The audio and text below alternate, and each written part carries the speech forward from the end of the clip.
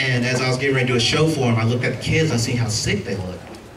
And that really hurt my feelings because I love kids, so I had to say something. I looked at the parents and I said, man, these are the queerest looking kids I've ever seen.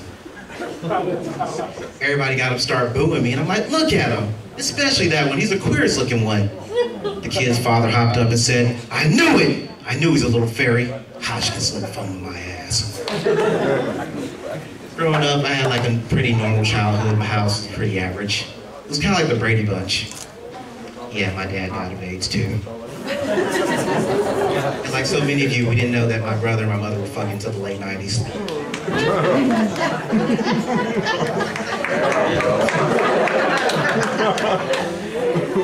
I was at my grandpa's house and I heard a knock at the door. And I opened up the door and I see 2 bikes parked in the yard. And I didn't see Lance Armstrong anywhere, so I knew something was up. 2 guys walk up to my door with a watchtower in their hands, ask me if I'm ready for Jehovah's return. And I politely tell them, no, I'm not interested, and start to close the door, and one of them says, never correct a conceited man, he'll hate you for it. But if you correct a wise man, he'll respect you for it. Proverbs. Now that pissed me off. I'm trying to be nice to this guy, and he wants to fucking Bible beat me. So I point to the screen and say, get the fuck away from my house. Exodus. I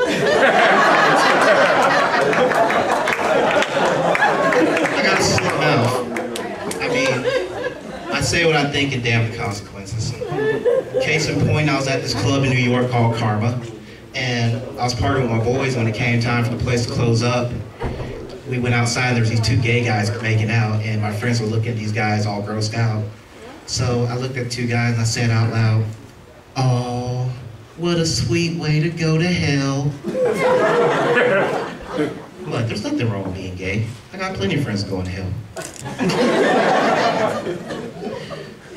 But seriously, like I said, I got a knack for saying the wrong thing at the wrong time. I was at the mall eating lunch a week ago, and sitting across from me was this girl with a mohawk. Now that wasn't the strange part. What was strange was green, blue, sepia, that kind of shit. And as I'm sitting there staring at this girl eating my lunch, she walks over toward me and says, what's the matter, old man? Have you done anything crazy before in your life? I'm like, yeah, as a matter of fact, I did. Once I got drunk and fucked the peacock, I was wondering if you might be my daughter.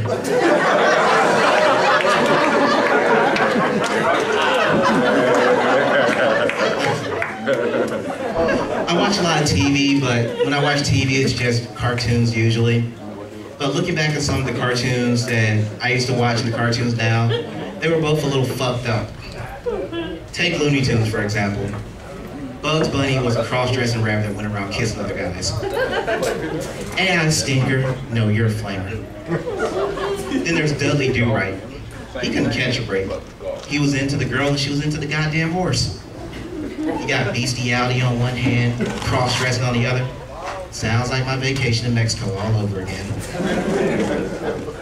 But the cartoon that really fucked with me was Pooh's Corner. And it's because all of them were on drugs. Pooh was a piehead because he always wanted honey. Piglet was on caffeine pills because he was always so damn jittery. Rabbit was on crack because he was always so uptight and on edge. Tigger was on speed, but from an ethical standpoint, Tigger was also the black character of Pooh's Corner because he could jump real high. His name just happened to rhyme with nigger. And like when most people, excuse me, and like when most black people talk, no one understood what the fuck he was talking about. But yeah, whenever I watch TV, I try to stray away from reality shows because I fucking hate them. I mean, to me, reality TV is just nothing more than people getting famous for doing absolutely nothing. And the biggest person guilty of this, in my opinion, is Rosa Parks. Yeah, this is gonna be good. I mean, last time I checked, the bitch got famous for breaking the law. Thank you. Why does everybody get quiet when I say that? It's okay to laugh. Fuck her, she's dead. What she's gonna do, haunt my house and refuse to leave? Rosa, you can stay here and haunt my house all you like, but you're gonna have to do it from the back of the house. I'm a sex addict. It's no big shock. I mean, sex is my drug of choice. It's like pot. I keep telling myself I'm not addicted. I can quit anytime. And my hand's like, who are you trying to convince, me or you? But sex is like food in a way. I mean, good sex, that is. For guys, it's like McDonald's. I mean, a threesome, a little girl-on-girl action, a little spanking. I'm loving it. But me personally, I like a girl who talks dirty, is flexible, and got an oral fixation. That right there is some KFC pussy.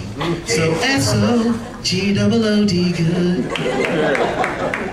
Now ladies, it's a little different with y'all because y'all don't like doing half the stuff. You do it just to make us happy. And we know you're faking it because the orgasm with y'all is like Wendy's. You know when it's real. I like oral, I love the way it feels, and I love the way it tastes.